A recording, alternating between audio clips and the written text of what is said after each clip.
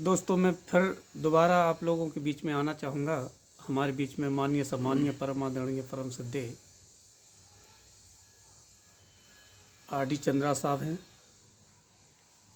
जो SC ST आयोग के नेशनल डायरेक्टर रहे। जब भी हम लोगों की वार्ता हुई तो SC ST के संबंधित जो केसेस होते हैं, हमें जानकारी है कि इतनी अच्छी जानकारी सर जी को होगी। मुझे नहीं लग रहा है कि इतनी बारीकी से कोई बता सके। तो कहीं ना कहीं ग्रामीण क्षेत्र में जो SC ST के ऊपर केसेस लगाए जाते हैं, लोगों को पता भी नहीं चलता है, बहुत उत्पीड़न होता है और उस केस को, उस धाराओं को कहीं ना कहीं थाने में बदलने का काम किया जाता है। तो आज हमारे बीच में हैं सर जी। सबसे पहले तो मैं आपको नमो बुद्धाय जय भीम करता हूँ, जय भीम। जो आपने बहुमूल्य समय सोशल राही को दिया। तो सर एक बार परिचय और बता दीजिएगा अपना। मैं RD चंद्रहास जी भारतीय सिविल सेवा के अंतर्गत IFS कैडर का अधिकारी था।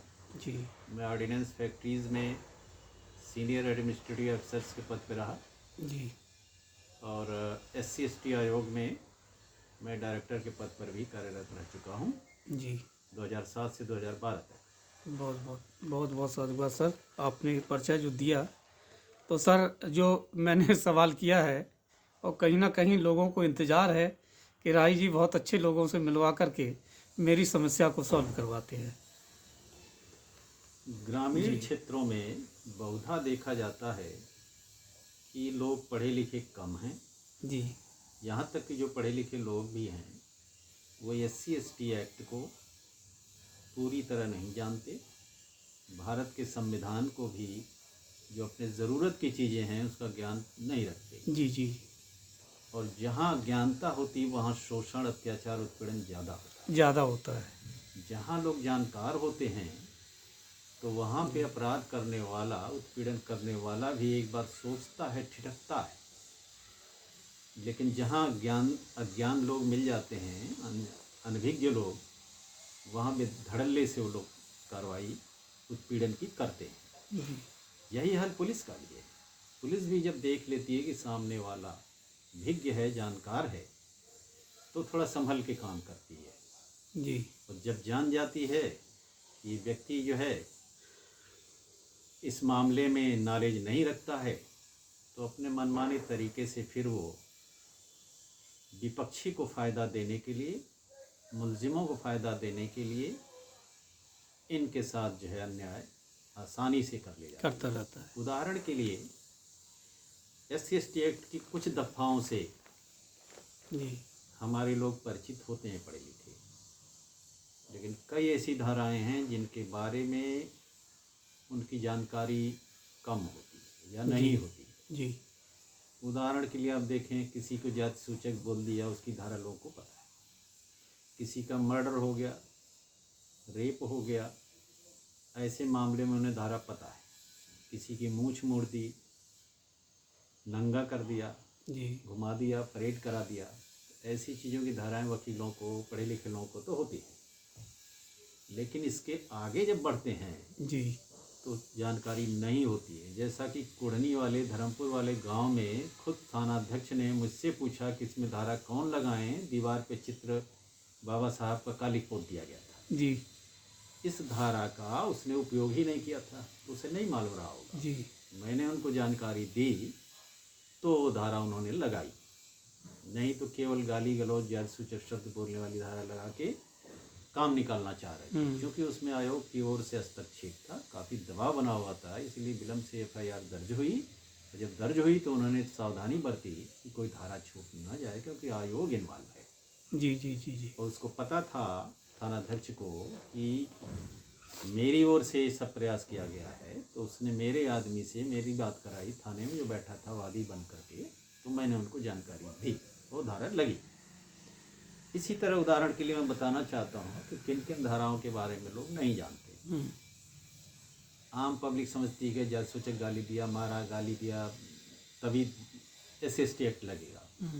अब एक धारा ये है कि कोई दबंग सवर्ण व्यक्ति किसी के SC ST के घर के सामने उसका खेत है तो वहाँ गोबर इकट्ठा करवा देगा, उसकी घर के सामने कचड़ा इकट्ठा करवा देगा, खेत से कूड़ा निकाला उसके घर के सामने डाल दिया।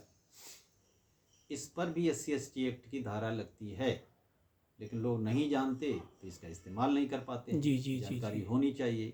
इस तरह की धाराओं को मैं बताना चाहूँगा। ये धारा ये है कि अनुसूचित जाति धारा 3(1) ख है। धारा 3(1) ख 3(1) खा। हाँ, धारा 3 की उपधारा 1 है और जी। उसका सेक्शन ख है। उसमें लिखा हुआ है कि अनुसूचित जाति जनजाति के किसी सदस्य द्वारा दखल किए गए परिसरों में या परिसरों के प्रवेश द्वार पर मल मूत्र पशु आदि कोई अन्य घृणाजनक पदार्थ इकट्ठा करेगा तो उसके खिलाफ ये धारा 3(1) ख लगेगी।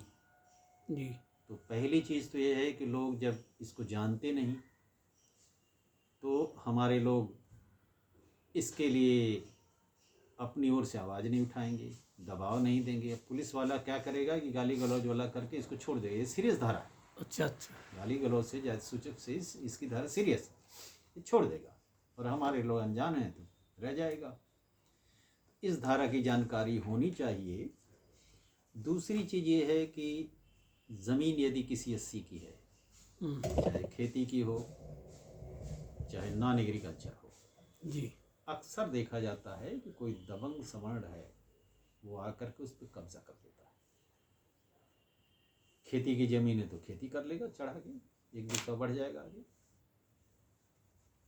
या आवंटन की जमीन है, गांव समाज की है, भूमिहीन है, SC है तो उसको मिला हुआ है, उस पर वो ट्रैक्टर चला देगा, पंपिंग सेट गाड़ देगा, कुछ कर देता है। तो हर गांव में है, जानकर जांच की जाए तो जगह है। जी जी जी बिल्कुल। इसमें जो है धारा 1, 3, 6 लागू होती है और 6 लागू होती है, दोनों में थोड़ा फर्क है। धारा 3(1)(6) में लिखा हुआ है कि अनुसूचित जाति या जनजाति के किसी सदस्य के स्वामित्वाधीन या आवंटित किसी सक्षम प्राधिकारी द्वारा आवंटित किए जाने के लिए के बाद उस जमीन पे सदोष अधिकार करता है, खेती करेगा या उसमें किसी और कमर्शियल पर्पज से इस्तेमाल कर देगा तो ऐसे में धारा 3(1)(6) लगेगी।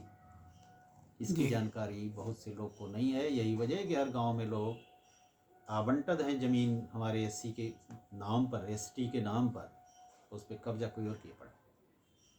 ये हर गांव में लोगों को जानकारी नहीं है। इस चीज़ का उनको तहरीर देनी चाहिए, मुकदमा कराना चाहिए, तब जाके इस तरह की चीज़ पे रुकावट होगी, इनको न्याय मिलेगा और इनको अपनी ज़मीन मिलेगी। इसी से मिलता जुलता 3(1)(6) धारा है SC ST एक्ट की, जिसमें यह है कि SC ST के सदस्य को उसकी भूमि या परिसरों से सदोष बेकब्जा करेगा।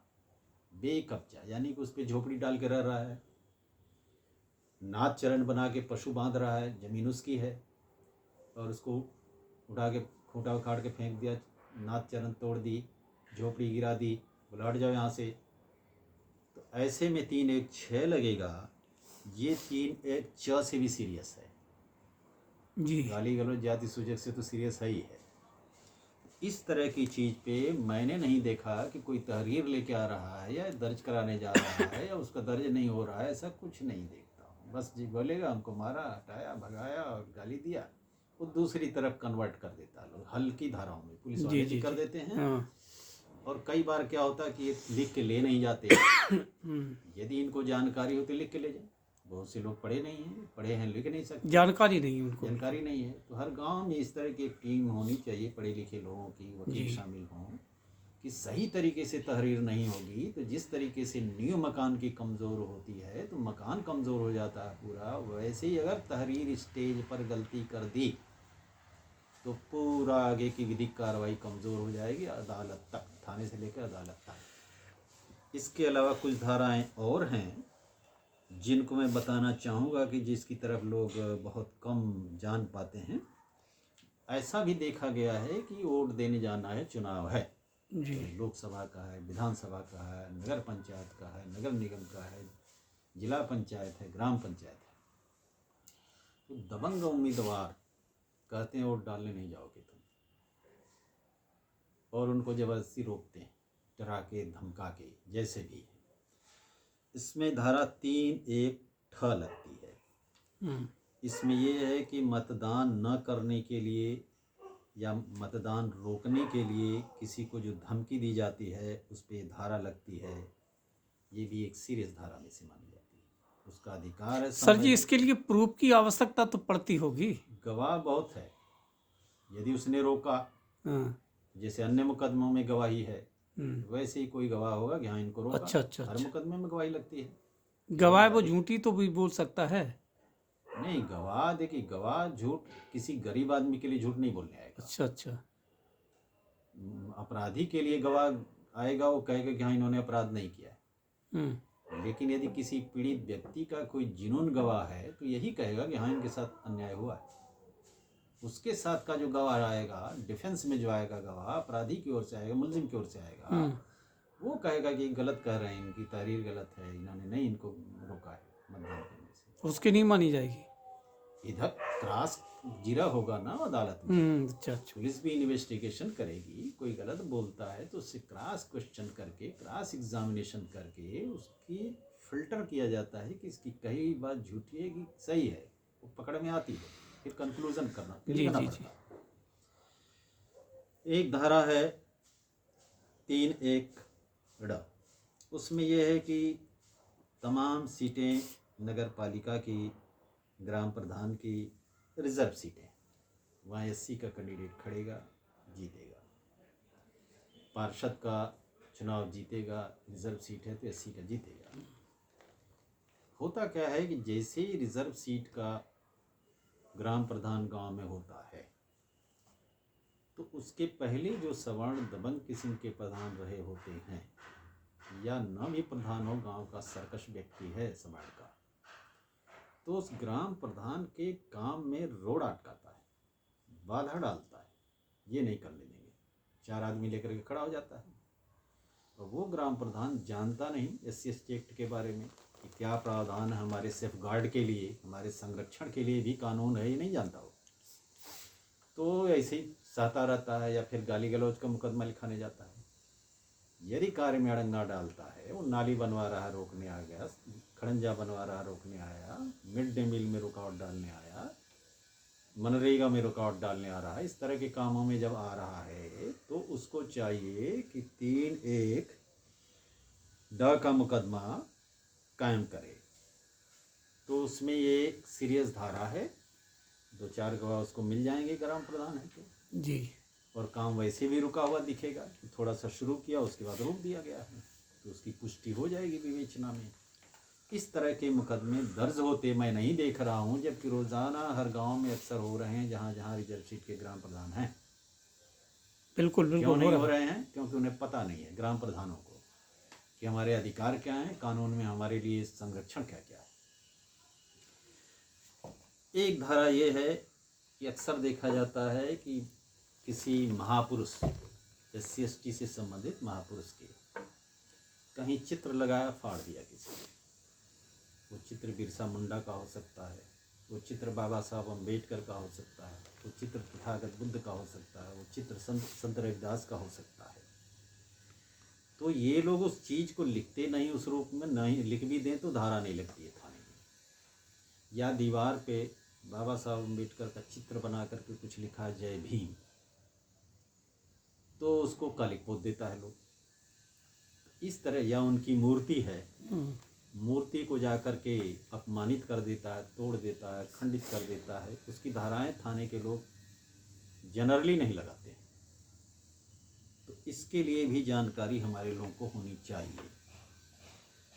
धारा 3(1)(9) है जिसमें लिखा है कि SC/ST के सदस्यों द्वारा सामान्यतः धार्मिक माने जाने वाली या अति श्रद्धा से ज्ञात किसी वस्तु को नष्ट करेगा, हानि पहुंचाएगा। ऊपर लिखा है कोई गैर SC/ST करेगा तो मैं इसके साथ नहीं पढ़ रहा हूँ, ऊपर लिखा है जी कि कोई भी नॉन SC का व्यक्ति SC/ST के सामान्यतः धार्मिक मानने जाने वाली या अति श्रद्धा वाले महापुरुष की से संबंधित किसी वस्तु को नष्ट करेगा, हानि पहुंचाएगा या अपवित्र करेगा। नष्ट करने में मूर्ति भी आ गई, फोटो भी आ गया, चित्र भी आ गया।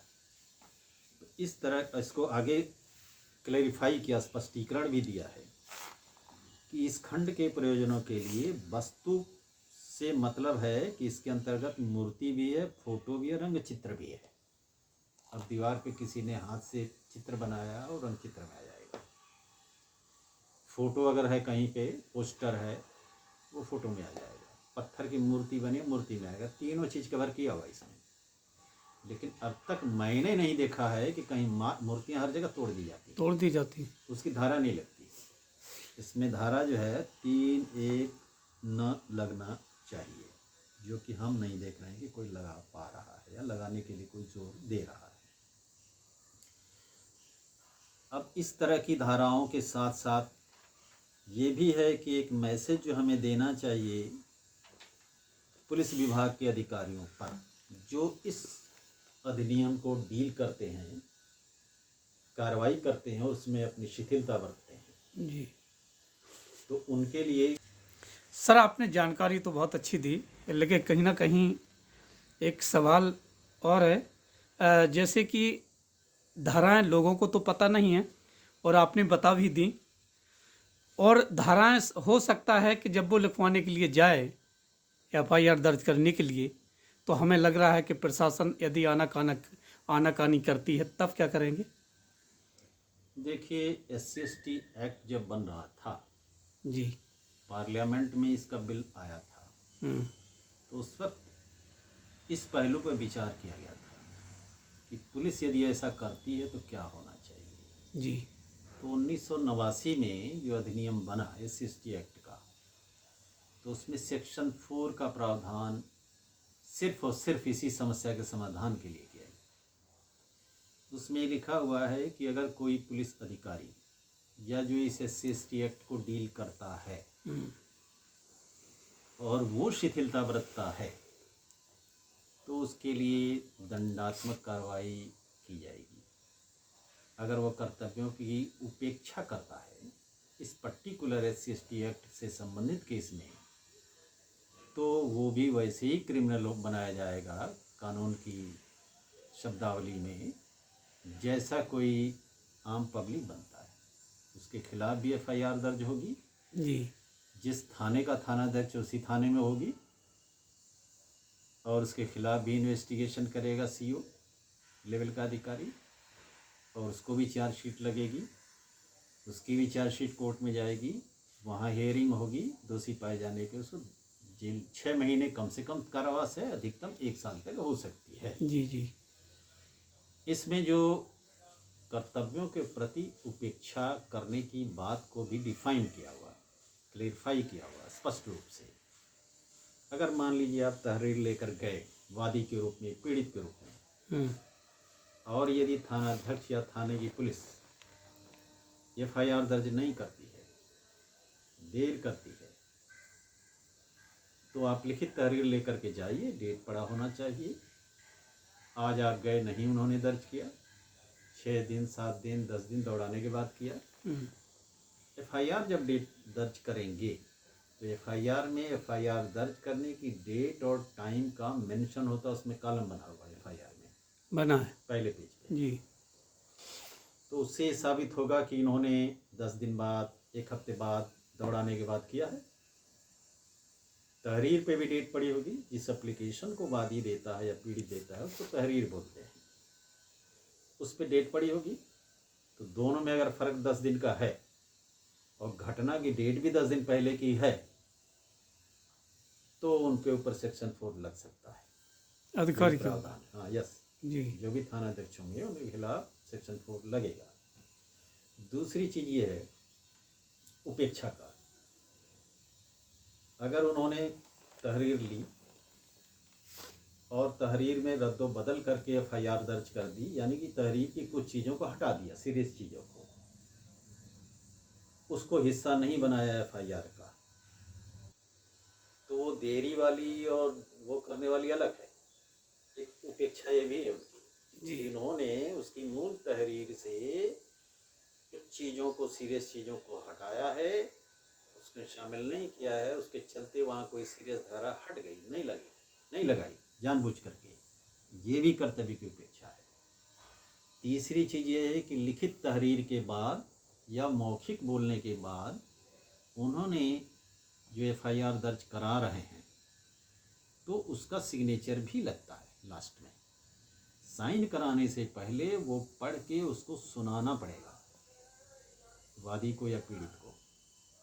यदि बगैर सुनाए मन चाहे ढंग से लिख करके उसकी साइन ले ली कि साइन करो, तो भी उनकी उपेक्षा मानी जाएगी। इस पर सेक्शन 4 लगेगा। चौथी चीज़ ये है कि अगर उन्होंने दर्ज कर ली, उसकी साइन भी ले ली, सुना भी दिया और कापी नहीं दी, ऐसा भी होता है। जी। एफआईआर दर्ज कराने के बाद कहते हैं भाग जाओ, कापी उसको नहीं देते ताकि उसकी जानकारी ना मिले। तो ऐसे में भी उनके ऊपर सेक्शन 4 लगेगा, क्योंकि उसमें लिखा है कि उपेक्षा हुई उनकी तरफ से, कापी देना चाहिए, राइट है उसको देने पाने का, और इनकी ड्यूटी है उसको एफआईआर की कापी तुरंत देने का। इस तरह इसके अलावा यदि विवेचना 60 दिन से ज़्यादा लगता है, अधिकतम समय 60 दिन का दिया हुआ है SC/ST एक्ट के एफआईआर की विवेचना करके चार्जशीट लगाने का, तो भी सेक्शन 4 लगेगा आईओ के खिलाफ जो विवेचना कर रहा है। लेकिन आईओ करते क्या है कि कोर्ट से परमिशन ले लेते हैं किसी वजह ग्राउंड को दिखा करके, और 4 महीने 6 महीने तक खींच ले जाते हैं। तो अगर कोर्ट से परमिशन लिया है तो ये सेक्शन 4 उसके ऊपर नहीं लगेगा। इसके अलावा यह है कि कोई दस्तावेज है, वो इलेक्ट्रॉनिक डिवाइस भी हो सकती है,